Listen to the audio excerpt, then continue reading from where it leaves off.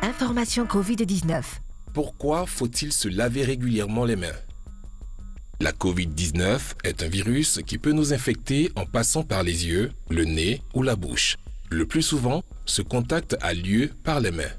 C'est pourquoi il est recommandé de bien se laver les mains avec du savon et de l'eau ou avec un gel hydroalcoolique avant de manger, de boire, après avoir touché une surface contaminée ou après avoir été dans un endroit public. Le lavage régulier des mains est un geste simple pour prévenir la propagation du virus. Protégeons-nous, protégeons les autres. Plus d'informations au 119. Appel gratuit. Sophie, ça va? Ça va très bien. Mais d'où tu viens avec la moustiquaire imprégnée là? On me l'a donnée à la consultation prénatale. Eh ma chérie, moi-même je n'ai reçu lors de la grande distribution gratuite. Mais je ne sais pas comment on utilise.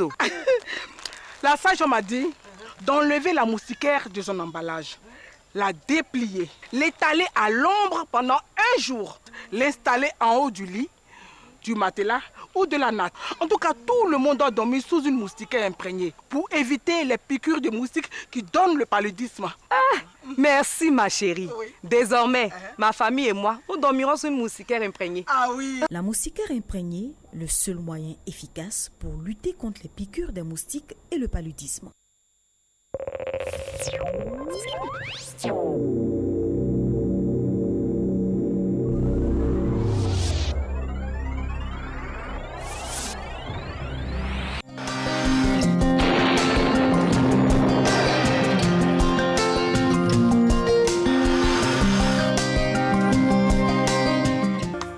Bonjour mesdames et messieurs, des passages nuageux favoriseront localement de faibles pluies, notamment sur le littoral au cours de la matinée. Des nuages en dissipation sur la partie nord pourraient laisser de faibles pluies, notamment sur les régions situées plus au nord de la Côte d'Ivoire. Ailleurs, le temps sera généralement nuageux qui, au cours de la période, laissera place à un temps ensoleillé. Pour les valeurs de la matinée, on note 25 degrés à Abidjan, à Diaké et Bandoukou, 24 degrés à Boaké, 25 à Daloa et Dimbokro, 24 degrés à Gagnoa et Korogo, 23 à Mans, 24 degrés à Odiné, San Pedro, Sassandra et Tabou, et enfin 25 degrés à Yamoussoukro. Après un temps relativement ensoleillé sur l'ensemble du pays, on pourra observer des bourgeonnements nuageux dans la partie nord-ouest, le centre, à l'ouest et au nord-est. Dans le sud-est, par contre, on aura l'arrivée de pluies à caractère orageux qui évolueront progressivement vers les zones du nord-ouest. Pour les températures prévues pour l'après-midi, on a 31 degrés à Abidjan, 32 à Adiaké, 35 degrés à Bandoukou, 34 degrés à Boaké et Daloa, 35 à Dimbokro, 33 degrés à Gagnoa, 35 à Korogo, 33 à Mans, 35 à Odiné, 31 degrés à San Pedro, Sassandra et Tabou, et enfin 34 degrés à Yamoussoukro. Merci pour votre aimable attention à ce point du temps. Nous vous souhaitons de passer une agréable journée sur la RTI et surtout, nous vous invitons à rester vigilants.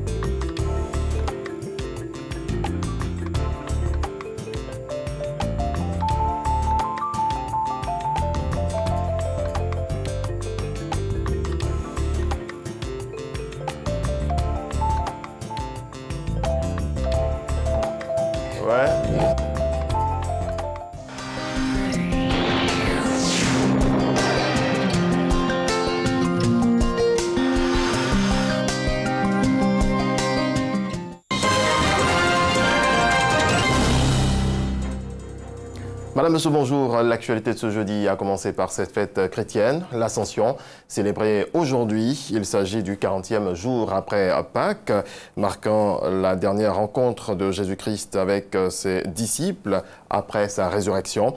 L'Ascension célèbre l'élévation au ciel de Jésus-Christ. 10 jours après l'Ascension, les chrétiens célèbrent la venue du Saint-Esprit, une autre présence de Dieu et la formation de l'Église, la Pentecôte. On en vient au point de la maladie à coronavirus en Côte d'Ivoire. À la date d'hier, 78 nouveaux cas, 33 guéris et 1 décès. Le nombre total de cas confirmés est donc de 2231, dont 1083 personnes guéries et 29 décès.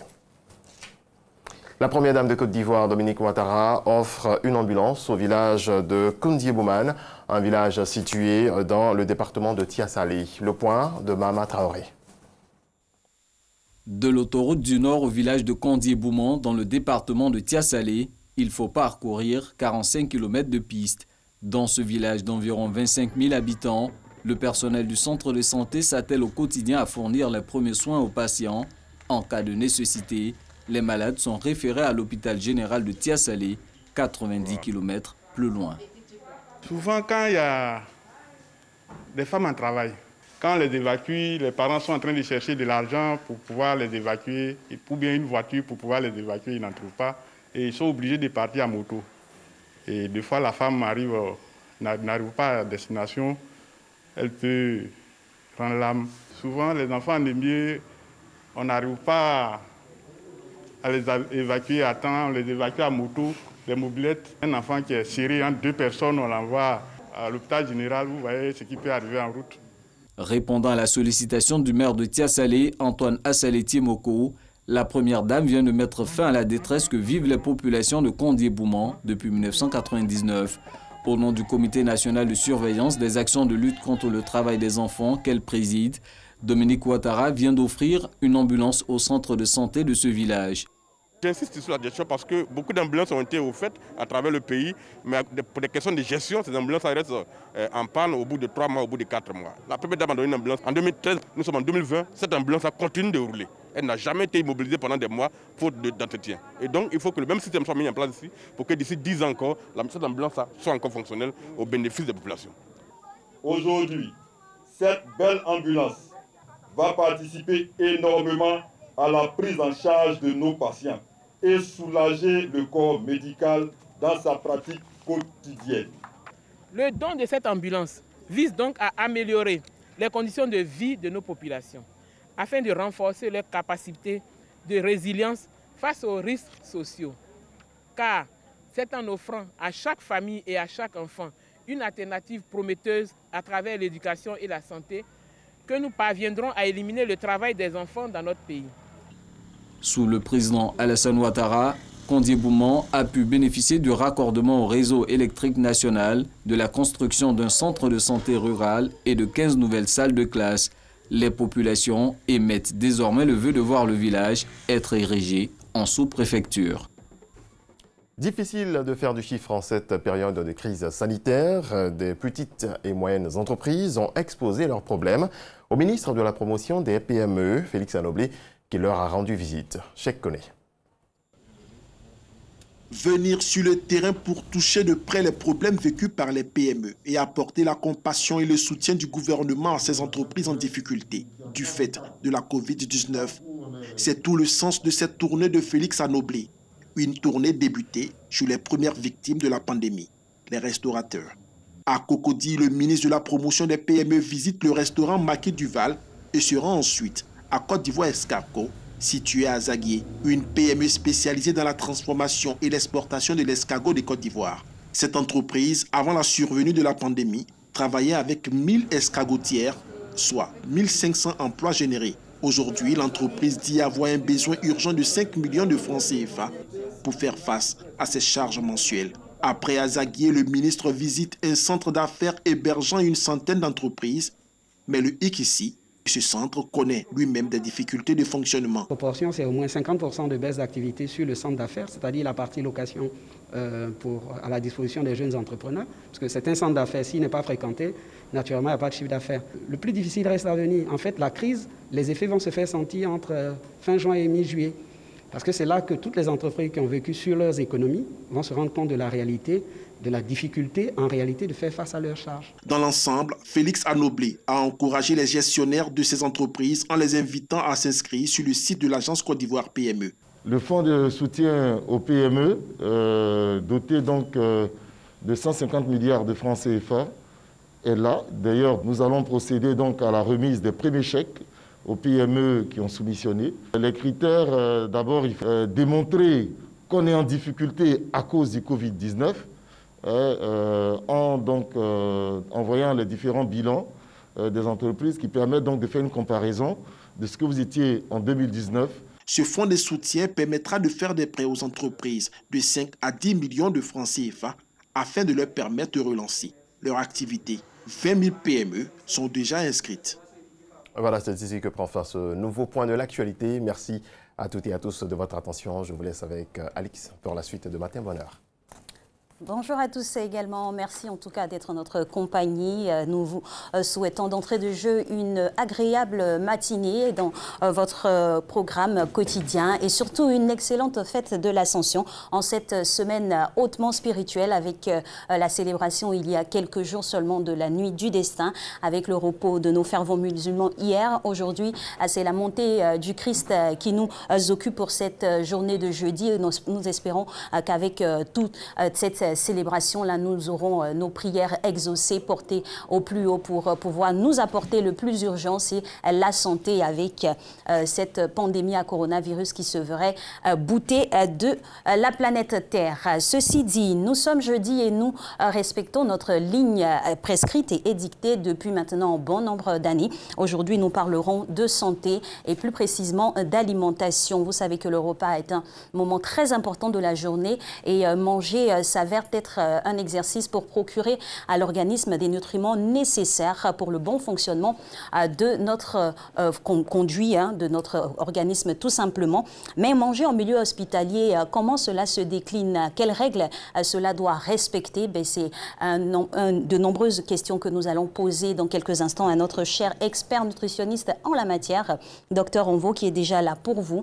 Pour l'heure, nous vous invitons à suivre ces quelques petits exercices de démarrage d'émission avec notre coach Diabati.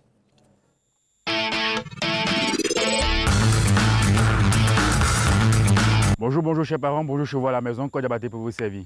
Aujourd'hui, séance de fitness, mais nous aurons des exercices bien spécifiques, c'est-à-dire un circuit, des exercices à réaliser, ok, que vous allez réaliser chez vous à la maison. Voilà. Et on aura des exercices de jumping jack, des exercices de mountain climber, des exercices d'élévation, des sauts. Bon, c'est quelque chose. Vous aurez 5 exercices auxquels vous allez vous confronter, vous allez travailler durant les séances. On marche. Continue de marcher. Ok. Continue de marcher avec les mains. La main sort, on marche. Ok. Bouge là. Continue de marcher. Sors bien la main. Ok. Lève. Lève. On monte ensemble. Bouge. Ok. Continue. Bouge. Bouge. Ok. Là. Bouge. Bouge. Continue. Ok. Bouge. Ok. On va rentrer dans le vif du sujet maintenant. Premier exercice, on va courir sur place. Élévation légère des genoux. Ok. Bouge là. Bouge. Bouge. Bouge. Bouge. C'est le premier exercice. Hein. Continue. Vite encore.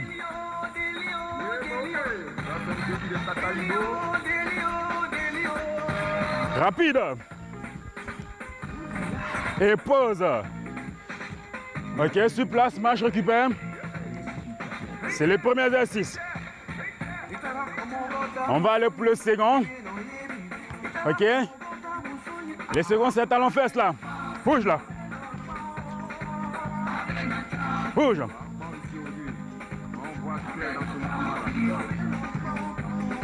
Continue. Bouge.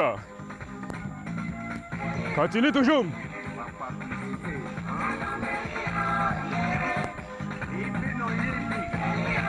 Et pause. Marche récupère. Deuxième exercice. On part maintenant pour le troisième exercice. Le troisième, il est simple. Ok. Très simple. Jumping jack. Là, les jambes sont resserrées. Ok, là. Et on ouvre. Tout doucement. Ok. Allez, on va ensemble. Et rapidement, hein. Allez. Dernière série. Et pause. Marche. Marche. Marche. C'était le 3e mouvement. On part maintenant pour le 4e. Mettez le tapis. Et longueur. Ok. Et on va descendre là. Gainage. Restez. Contractez fessiers abdos. Regardez droit devant. Et reste encore.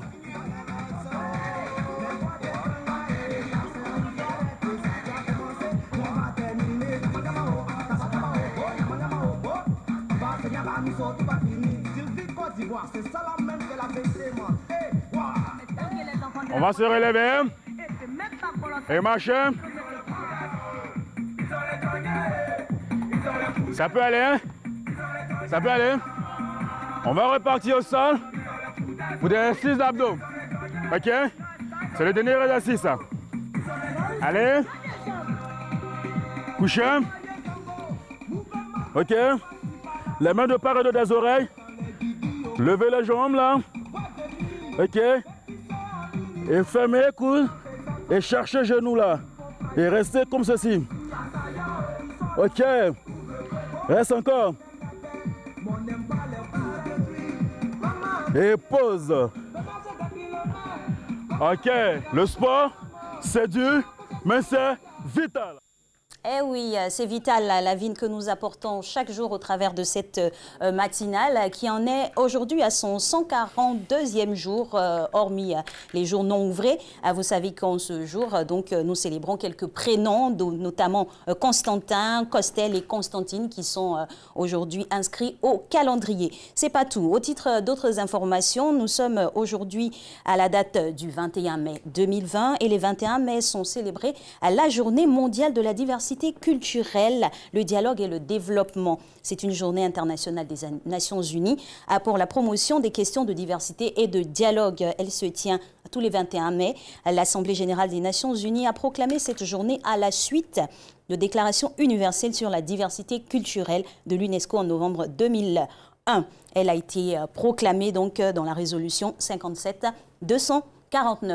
Et aujourd'hui également, nous célébrons l'anniversaire d'une figure, on va dire, nostalgique de notre enfance. Vous avez pu le constater avec ces séries-là que nous remarquions chaque week-end avec Mr. T, c'est son nom. Il célèbre un jour de plus, ou si vous voulez, Barracuda. Voilà, Barracuda a un an de plus et il nous rappelle en tout cas de bons souvenirs de jeunesse.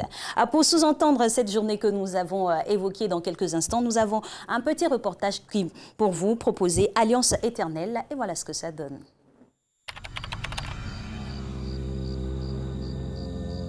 L'igname. Derrière l'image de ce tubercule se cache l'histoire de tout un peuple, précisément chez les Akans.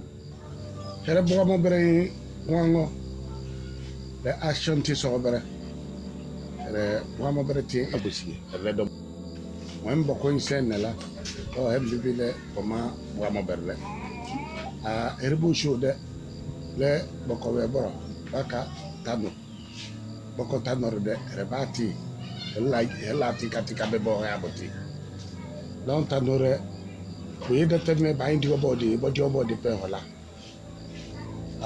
tanon be ya pal tanore he ben biole yi de ko we o he fan e ya yego ele isi hote kon inda dongo bo akana pe ya mandi dongo yala digato de la la chambre gila body ni on nim dongo digara de bia bo mo bre biayi mbo ni ka dongo diga ignore please.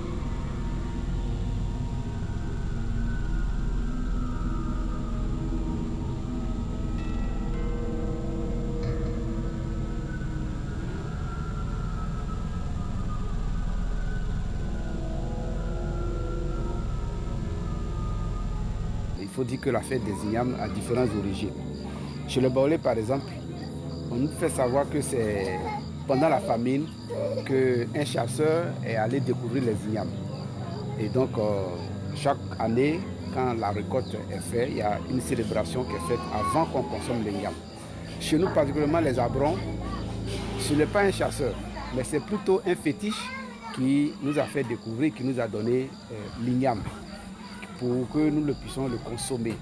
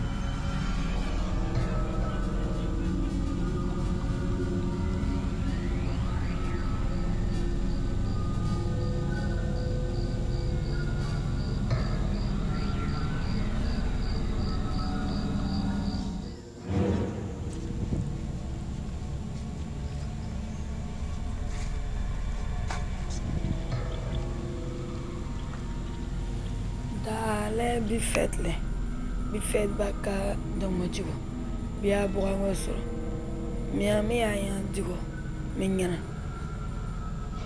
adongo tangre cho buga mo bere bodi le ngogo mom boile bodi dongare adongo tangre cho rabati le zagale bi pour mo bere domo di bere dago bon nere cho rabati pa le nyambo bodene e gila bodi dongo.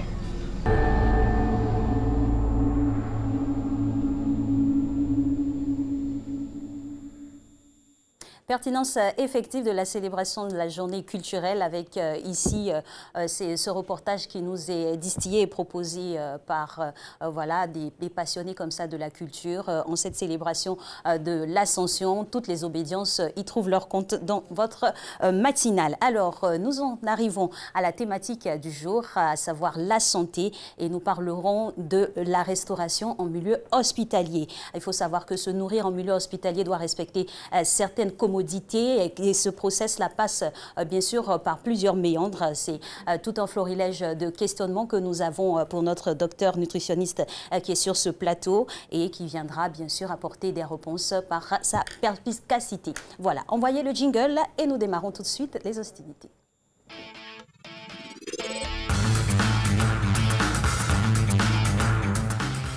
Bonjour docteur. Bonjour. Vous avez déjà le sourire, ça nous augure d'un échange très fructueux.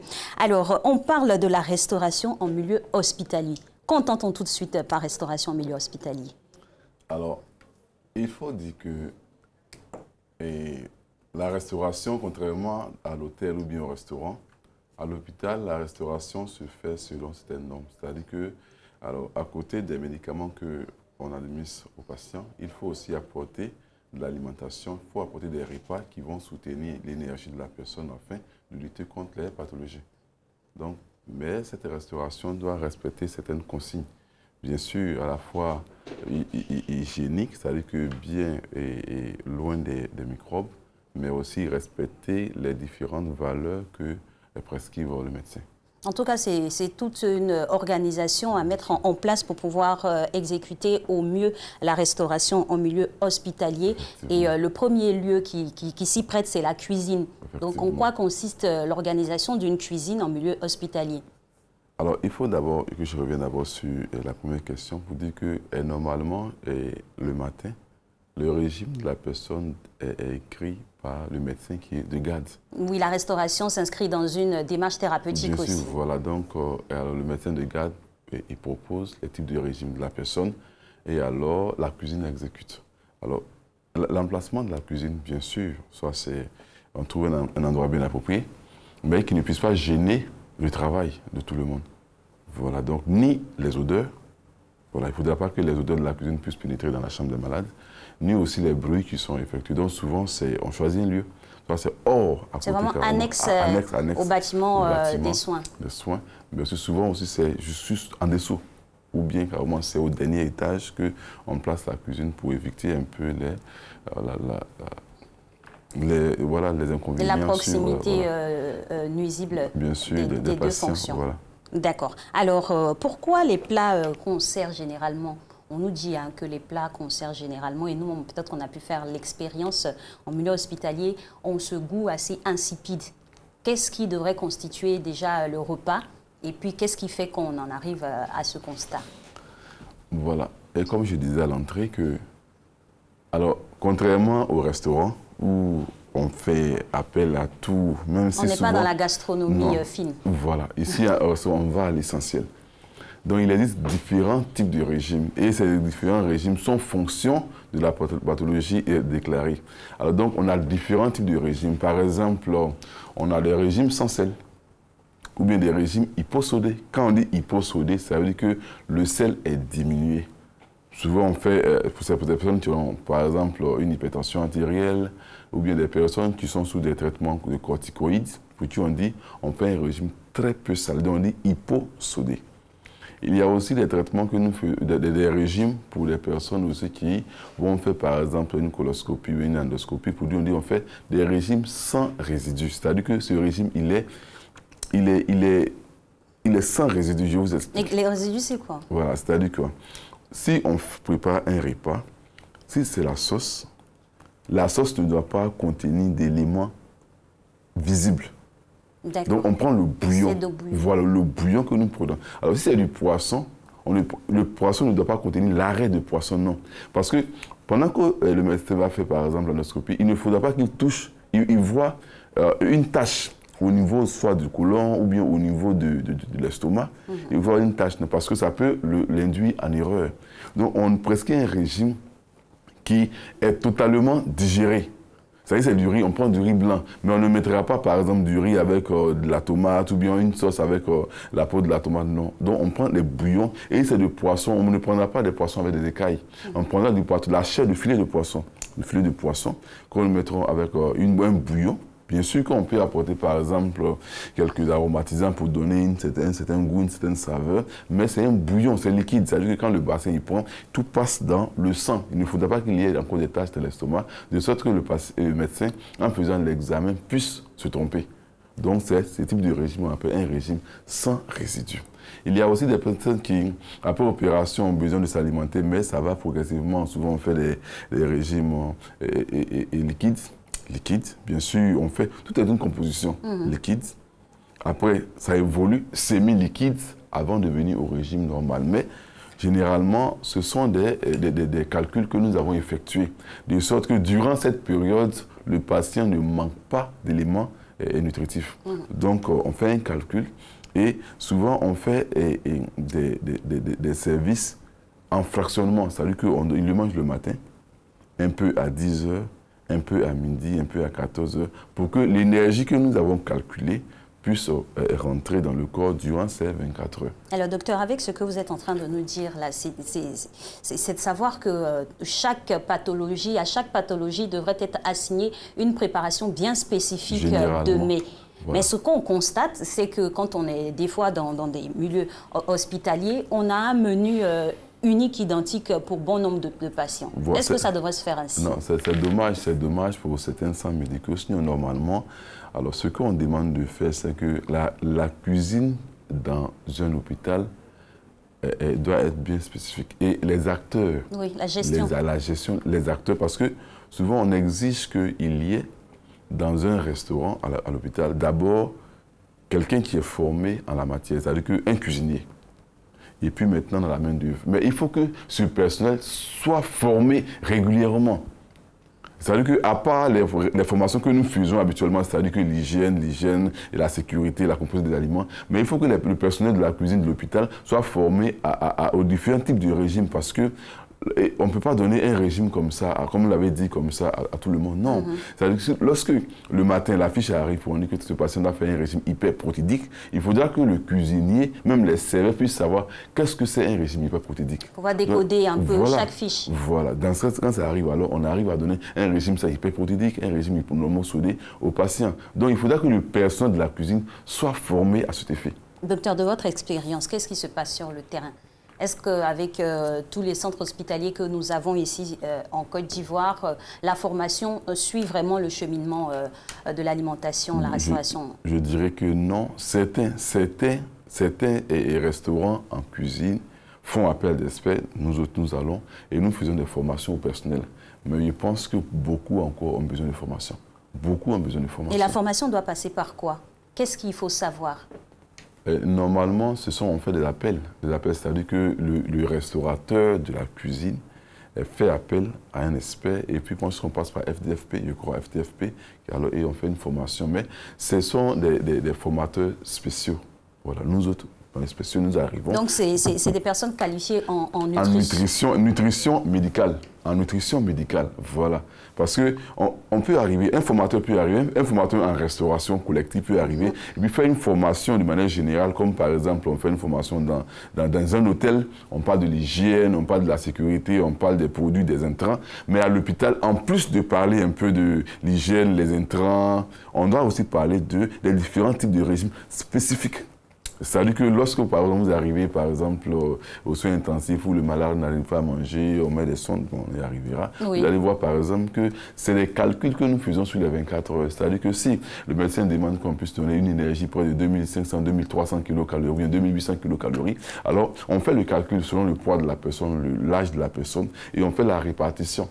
Comment est-ce que ce type de repas doit être donné? Donc il faudra que, d'abord, il y ait un cuisinier, deux cuisiniers professionnels, diplômés, en plus de la main-d'œuvre qu'on aura. Mais comme la main-d'œuvre n'est pas qualifiée, alors il faudra qu'on puisse soumettre cette main-d'œuvre à des formations régulières. Et ça, il faudra vraiment que les hôpitaux et les cliniques puissent vraiment exiger une formation de leur restaurant. Au-delà du fait que les cliniques et les autres hôpitaux exigent cette formation-là, en Côte d'Ivoire, est-ce qu'on n'a pas une instance qui régule notamment l'alimentation au niveau hospitalier?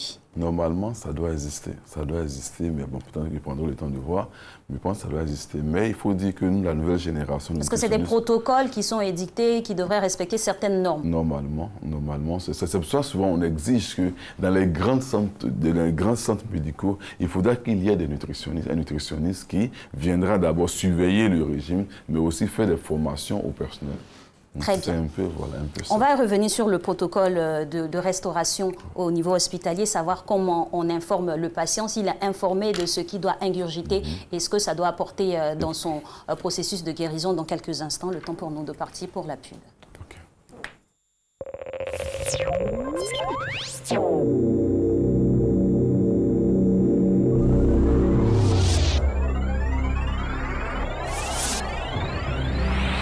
L'Église universelle du Royaume de Dieu a le plaisir de vous informer de la réouverture de ses temples et vous invite ce dimanche 24 mai à 6h, 7h, 8h, 9h, 10h, 11h et 12h. Pour prendre part à ces séances de prière, il faut observer les mesures barrières relatives au Covid-19. Le port obligatoire du cache-nez, la limitation des participants à 200 personnes, la distanciation de 1 mètre et le lavage des mains. Merci de respecter ces consignes et que Dieu vous bénisse. Information Covid-19. Pourquoi faut-il se laver régulièrement les mains? La Covid-19 est un virus qui peut nous infecter en passant par les yeux, le nez ou la bouche. Le plus souvent, ce contact a lieu par les mains. C'est pourquoi il est recommandé de bien se laver les mains avec du savon et de l'eau ou avec un gel hydroalcoolique avant de manger, de boire, après avoir touché une surface contaminée ou après avoir été dans un endroit public. Le lavage régulier des mains est un geste simple pour prévenir la propagation du virus. Protégeons-nous, protégeons les autres. Plus d'informations au 119. Appel gratuit.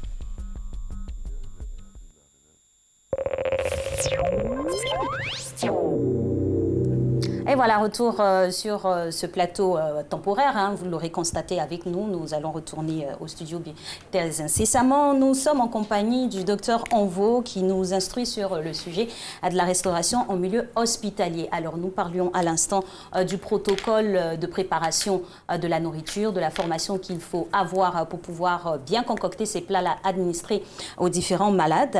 Et la question que j'ai envie de vous poser, c'est de savoir l'implication ou la position du patient au sein de tout ce cheminement-là.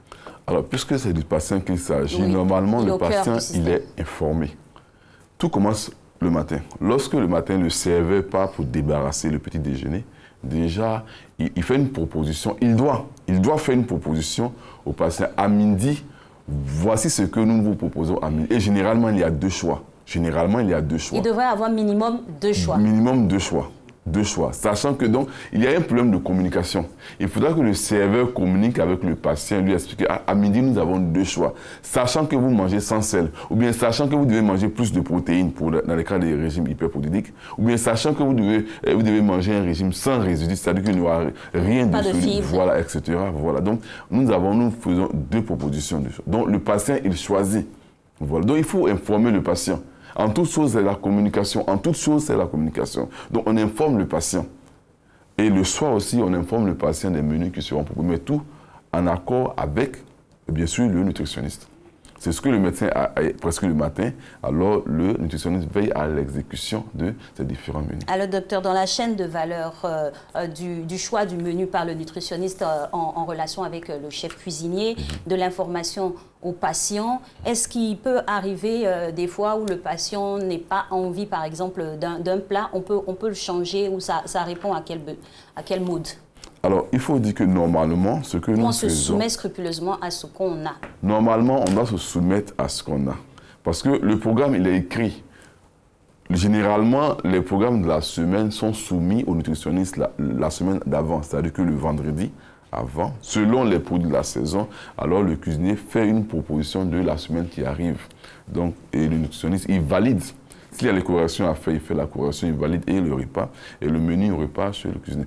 Alors, normalement, le patient doit se tenir aux différents menus qu'on lui propose. Mais il y a toujours des personnes il y a toujours des cas où souvent le repas peut venir souvent de la maison. Mais quand ça doit venir de la maison, c'est rare. Souvent, dans les conditions, c'est très rare. Souvent, le patient, il n'est pas habitué à nos menus d'ici. Ou bien qu'il n'a pratiquement pas l'envie de manger, il n'a pas envie de manger. Tant que vous me donnez cela, je ne mangerai pas, alors qu'il faudra qu'il mange.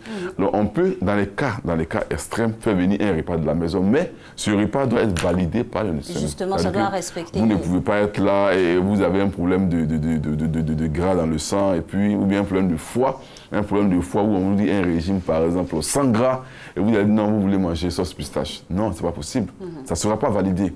Et alors, on va communiquer avec le patient pour dire, si aujourd'hui nous avons proposé un menu sans gras, c'est parce qu'en fait, souvent, vous avez un problème de foie. Et tant que le repas il est gras, le foie n'arrive pas à digérer. Il faudra qu'on vous propose un régime sans gras. Donc faites l'effort de vous atteindre un peu à ce qu'on vous propose. Alors docteur, avec cette manière spécifique peut-être de valider un repas qui viendrait de l'extérieur, s'il y a un incident, qui est responsable? Bien sûr que lorsqu'on valide, lui aussi valide ainsi, il est responsable. Donc c'est partagé. Bien sûr, parce que vous rentrez dans un restaurant, vous dans un hôpital, tout ce qui est préparé incombe à la restauration. Souvent, c'est à l'hôpital. Souvent, c'est de la restauration extérieure. Donc, ça incombe à l'hôpital. Maintenant, si le repas doit venir de l'extérieur, bien sûr que nous validons. Mais, ce qui suit, je pense que ça sera responsabilité partagée. D'accord. On en vient donc aux heures de restauration. Elles respectent quelle quelles conditions? Alors, il faut dire que là où nous travaillons, nous menons des enquêtes. Les enquêtes, c'est journalier ou bien souvent c'est mensuel.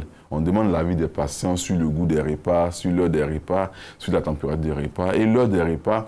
Alors, il faut dire qu'il faut toute une organisation pour que l'heure soit respectée. Parce que lorsque nous sommes dans un grand hôpital où, par exemple, il y a beaucoup de lits, alors il faudra qu'on puisse s'organiser.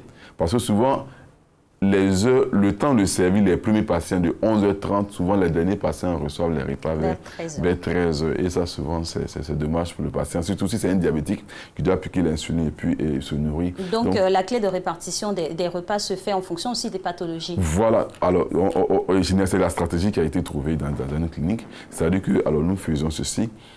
Nous servons d'abord ceux qui ont l'urgence, ceux qui sont dans les urgences. Ceux qui sont diabétiques ou bien ceux qui doivent prendre des repas aux heures fixes, d'abord, c'est par eux que nous commençons. Mais on essaie quand même d'augmenter le nombre de serveurs pour que le partage soit le plus rapide possible. Donc voilà, ce sont les consignes que nous donnons, augmenter le nombre de serveurs, ou bien c'est que certaines personnes vont changer de rôle durant la période de service pour que le service se fait. Parce que si les heures ne sont pas respectées, le repas peut arriver froid. Et quand il arrive froid, alors il n'a pas envie de manger. Et le fait qu'un repas aussi soit froid peut peut-être susciter d'autres microbes à l'intérieur. Et surtout en milieu hospitalier, nous sommes soumis à plein de contaminations. Comment les repas sont gérés effectivement pour éviter, pour avoir un risque zéro d'infection, de bactéries qui pourraient arriver à l'intérieur. Mais à ce niveau, je pense que à ce niveau, il y a moins de contamination parce que depuis la cuisine, lorsque les conditions d'hygiène sont respectées, il y a un papier film qui couvre les repas. Il y a un papier filmant qui couvre les repas. Donc, il n'y a pas de risque de contamination depuis la cuisine jusqu'au service des repas. Alors, nous sommes dans une situation de crise très palpable avec la Covid-19 qui touche la majeure partie des pays. Dieu merci, ici, on a des centres hospitaliers dédiés pour le suivi de cette maladie-là. Vous, de votre position de nutritionniste, comment adapter la restauration, par exemple, en temps de crise telle que celle que nous vivons aujourd'hui? Je pense que dans ces cas-là, Parce que le personnel aura peur peut-être de s'approcher. Quelles sont les conditions? Comment baliser au mieux? J'ai eu à échanger plusieurs fois avec des serveurs et nous avons dit qu'à leur niveau, le risque, il est grand. Donc il faudra qu'ils respectent scrupuleusement les consignes d'hygiène. C'est-à-dire qu'il arrive, il ouvre la porte. Bien sûr, il y a toujours, le cache-nez. Il dépose comme normalement, qui ne frustre pas le patient. Mais il faudra que les consignes d'hygiène soient vraiment respectées. Vraiment respectées. Voilà, on a un process en tout cas pour pouvoir apporter la nourriture à des maladies, à des malades de pandémie ou de maladies qui n'ont pas forcément de protocole médical avéré. Alors, la nourriture en milieu hospitalier contribue toujours au processus de guérison des patients, c'est ce qu'on souhaite. Et une alimentation, parfois, elle est décriée du fait de sa teneur, de son goût. Qu'est-ce que vous en pensez, vous, hommes que nous avons rencontrés ça et là dans la rue? Emmanuel Bonzo nous a recueilli vos impressions.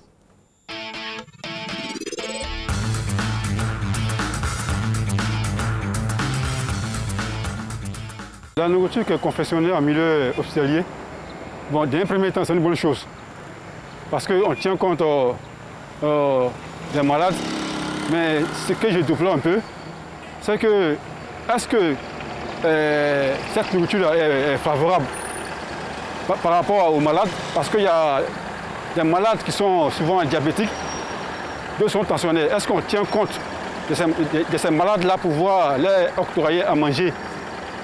Bon, selon mon expérience personnelle, dans les cliniques, souvent ils tiennent compte de ces paramètres-là. Ils tiennent compte du malade pour lui faire à manger. Mais dans le milieu public, comme les CHU, ils ne mettent pas l'accent dessus parce qu'il me semble que c'est une nourriture de façon globale et après on partage ça aux différents patients. Par contre, il y a d'autres qui sont sur le régime. Si on ne tient pas compte de ces paramètres-là, le malade peut avoir d'autres symptômes. C'est-à-dire que sa maladie peut aggraver si on ne tient pas compte de ça. Je pense qu'en milieu hospitalier, les repas qui sont servis, nos autorités en charge de ces repas-là doivent tenir compte un peu des exigences des malades qu'ils ont à traiter, à gérer sur les circuits sanitaires, donc les hôpitaux. Je pourrais dire que c'est des repas de qualité, mais c'est des repas qui obéissent à un calendrier. Ce ne sont pas des repas qui sont forcément appropriés aux besoins des malades que les hôpitaux reçoivent. En ce qui concerne la nourriture qui est confectionnée au sein des hôpitaux, on peut d'abord dire que ce sont des nourritures qui sont faites sur des bases d'hygiène, puisqu'au moins il y a un minimum de précautions prises dans ce sens. Mais je pense qu'en ce qui concerne le goût, compte tenu des habitudes alimentaires des uns et des autres, des fois la nourriture n'est pas forcément au goût des patients. Mais aussi le fait que on ne connaît pas la personne qui a forcément préparé la nourriture. Donc pour nous, il y a un peu de réticence. Voilà, on a plusieurs avis partagés, mais ce qui ressort le plus souvent, c'est le goût. Le goût. Alors, docteur, qu'est-ce que vous avez à dire sur le goût? Pourquoi on a ces goûts-là qui laissent à désirer? Alors, il faut d'abord dire qu'en nutrition, le goût n'est qu'une partie infime. Voilà, infime de l'alimentation. Ce que nous voulons avoir, c'est la guérison du patient. Alors souvent, on essaie de trouver un peu des arrangements avec le patient, lui faire expliquer un peu. Mais c'est vrai, il y a des personnes qui ne savent pas préparer. Il faut le dire, ils ne savent pas préparer. Moi, je le dis. Et on a eu un intervenant qui dit quand on ne connaît pas la personne, bon, c'est sûr qu'on ne connaîtra pas la personne. Là aussi, c'est un facteur de refus. Donc, il y a ça. Alors, il y a aussi... C'est un conseil que nous donnons aux cuisiniers de voir dans quelles conditions est-ce que recruter d'abord, même si elles ne sont pas diplômées, mais celles qui, on avait le cordon bleu, oui. le bon cordon bleu. Il y a des talents innés comme ça, de pouvoir cuisiner. Parce que déjà le patient est déjà souffrant, il n'a pas l'humeur, il est un peu énervé, et puis on lui propose un repas. Si c'est, comme il vous le dit, un repas par exemple sans résidu qui est totalement liquide, comme ça que vous devez manger, vous voyez que il faut qu'on puisse arranger un peu, donner une bonne d'abord, la vision, la couleur d'abord. On voit l'aspect doit être attrayant. On voit l'aspect et puis maintenant le reste. Si c'est les petits aromatisants qu'il faut mettre dessus pour attirer, donner l'envie de manger, voilà. Tout ça c'est encourageant. Oui, c'est clair parce que tout ceci rentre dans un protocole bien défini de la guérison. Bien sûr. Le médicament devient un médicament aussi. Il vient pour traiter, mais la base même, ce qui même maintient le patient en vie, c'est l'alimentation. Justement, parlons de la vie que nous voulons apporter aux patients. On a plusieurs formes de restauration, de voies surtout de restauration. On a des patients qui sont nourris par sonde, il y en a par voie directe, il y en a par d'autres mécanismes. Alors pour ces différents cas de restauration-là, quels sont les aliments choisis et pourquoi? Alors, c'est fonction de la pathologie. Alors pour ceux qui arrivent à se nourrir normalement, nous communiquons avec eux. Alors comme j'ai dit, le serveur, il fait des propositions de menus. À midi, vous aurez ce repas, le soir, vous aurez ce repas. Il y a des aménagements à faire. Certains vont dire par exemple que moi, je ne mange pas du poulet dans ma vie. Donc ceux-là, par exemple, on va changer le poulet, c'est du poisson. Certains vont dire par exemple que ce type de poisson, je n'aime pas. Donc souvent, on tient compte de ces différents paramètres-là. Voilà. Maintenant, ça, c'est pour ceux qui arrivent à se nourrir. Ceux qui n'arrivent pas à se nourrir, par exemple, à la suite d'un accident, on récupère un patient qui est carrément inconscient, qu'il faudra nourrir durant ces jours pour le faire sortir un peu du coma. Alors vous allez remarquer que ces patients-là, on leur met des sondes. On leur met généralement des sondes. Voilà, des sondes, c'est des petits tuyaux qu'on met dans les narines jusqu'à l'estomac, ce sont des sondes nasogastriques. Alors, pour ces personnes qui n'arrivent pas à se nourrir, ils ne font pas de choix. C'est nous qui choisissons à leur place. Donc, par exemple, le médecin dira que selon son âge, selon son poids, voici telle quantité d'énergie, c'est les 3200 000, les 2800 kilocalories qu'il faudra donner au patient par jour. Donc, nous, en tant que nutritionniste, nous calculons. On calcule et nous faisons appel aux différents ingrédients qui rentrent dans la composition de ce repas de matin, midi et puis le soir. Donc, nous faisons des choix. Alors, nous respectons bien sûr les calculs, nous respectons les valeurs. C'est-à-dire que si on nous demande par exemple de prendre entre 55 et 65% de glucides, nous prenons les 15% de protéines, nous prenons et puis les 33% de matières grasses, tout est bien respecté. Parfois, quand le patient dit qu'on voit par exemple une fonte musculaire ou bien par exemple le taux de protéines dans le sang baisse, alors on peut augmenter le taux de protéines auprès de 20% pour augmenter un peu sachet en termes de protéines. Donc, ce sont des calculs que nous faisons et ces calculs-là, nous faisons des choix. Donc, là, il faut choisir l'aliment, mais il faut savoir le préparer. C'est ce qu'on appelle le gavage. Il faut gaver le malade. Donc, on fait des préparations. Et dans ce que nous proposons, on fait des préparations qui vont être servies le matin, donc par fractionnement le matin. Donc, le petit déjeuner, il passe le matin à 8 h. Il passe aussi à 10 h. Le déjeuner passe à midi. Il peut passer aussi à 15 h. Le dernier repas peut passer à 18 h et souvent à 22 h. Et ça, il faudra que le personnel soignant, les aides-soignants soient disponibles pour servir le malade. Parce que ce sont des calculs que nous avons établis. Si un repas saute, ça veut dire que de l'énergie saute.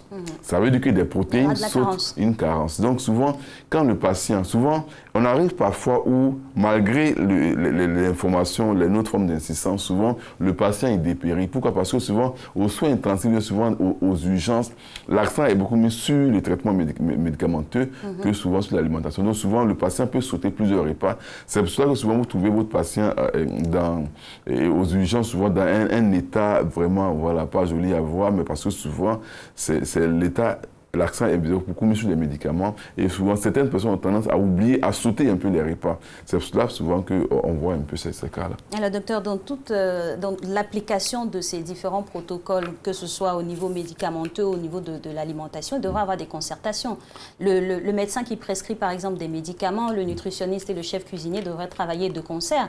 Parce qu'un médicament qui peut par exemple épuiser un malade, peut-être le reliquat viendrait de l'alimentation, n'est-ce pas? Bien sûr, le médecin prescrit son médicament, il prescrit aussi le régime. Il donne les consignes du régime, 2800 kcal à donner en 3 à 5 étapes. Alors nous, le nutritionniste, il va à la cuisine et puis il explique un peu, voici comment ça va se faire. Et en retour, le cuisinier propose des menus. Mais il faudra administrer.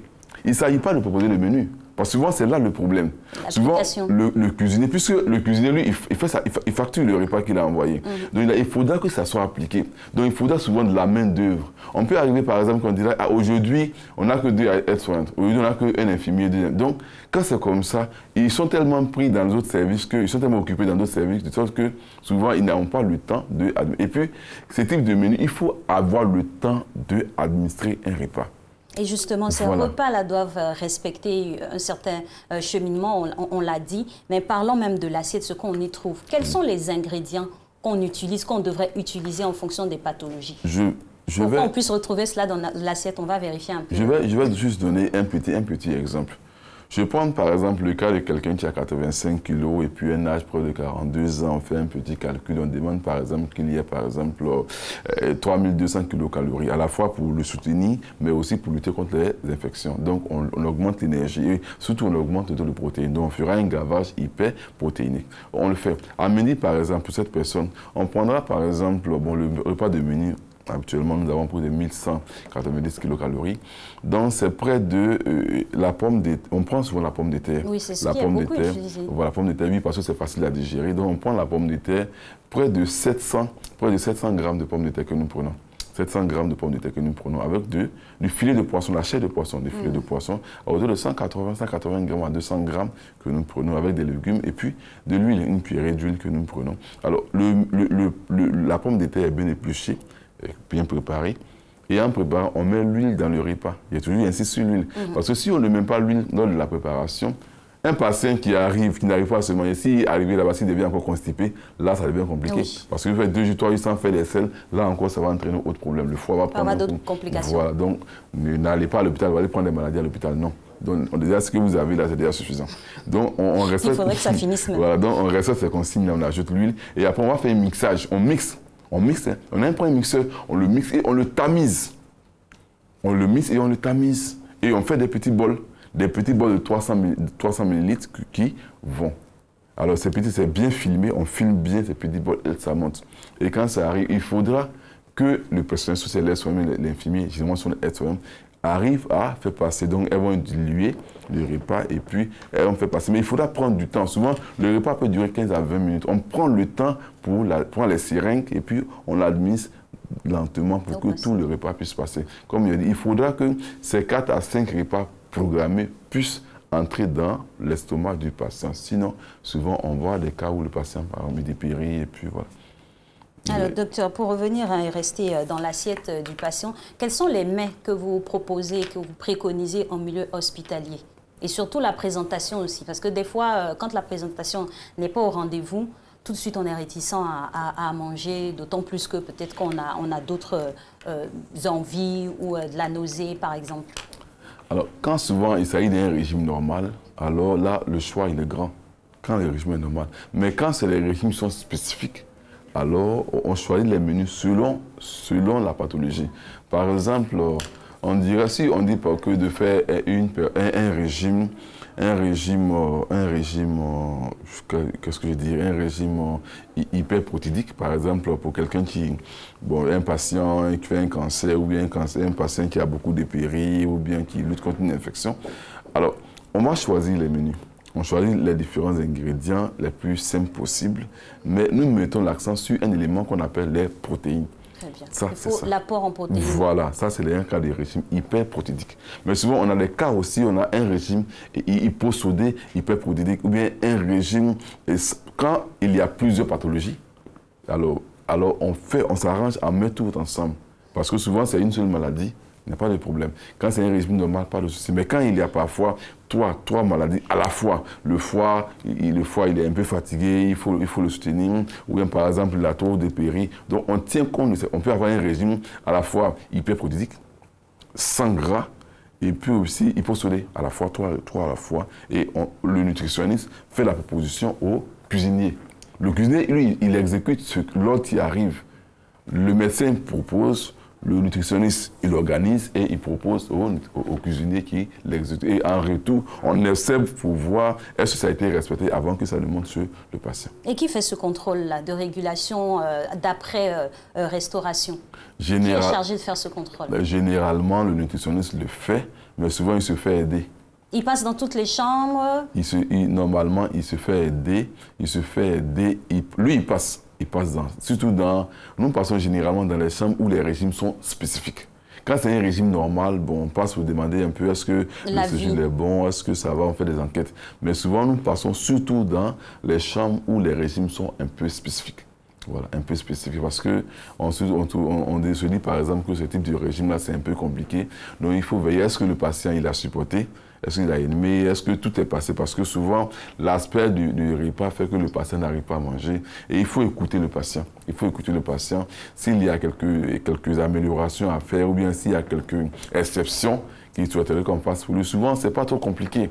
Souvent, c'est pas trop compliqué, nous arrivons à le faire pour le bien-être du patient. En tout cas, c'est un travail de concert entre les médecins, les cuisiniers, les nutritionnistes et bien sûr les patients qui sont au cœur du système pour pouvoir guérir rapidement, parce que c'est ça le plus important, arriver au processus de guérison. Merci infiniment, docteur Anvo, de nous avoir emmenés dans les méandres de la cuisine de la restauration hospitalière. On espère que maintenant vous regarderez vos plats d'un autre œil, vous vous direz que c'est pour guérir, tout en espérant avoir du goût là-dedans. Merci à vous tous d'être restés en notre compagnie. On se retrouvera avec grand plaisir lundi. Demain, vous terminerez la semaine en compagnie de Marcelin Govoy. Belle journée à vous.